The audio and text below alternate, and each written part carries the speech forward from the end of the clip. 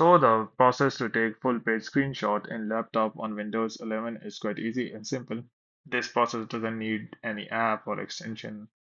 It's completely free. So just go and open up the Chrome browser. You need Chrome browser for this.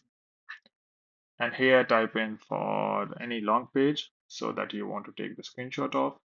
I would take an example of Notion Docs because it's a really long page.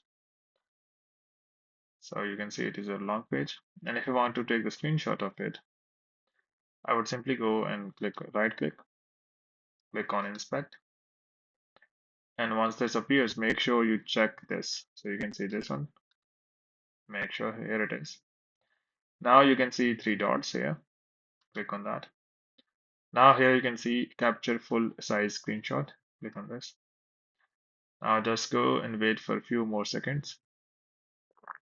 It will do everything automatically and take the full web page screenshot. Here you can see. So just go and click to open. Now go and just do the full screen size and just go and zoom a bit if you want to see. So you can see, and you can go up and down. So it's the complete web page. The screenshot is taken.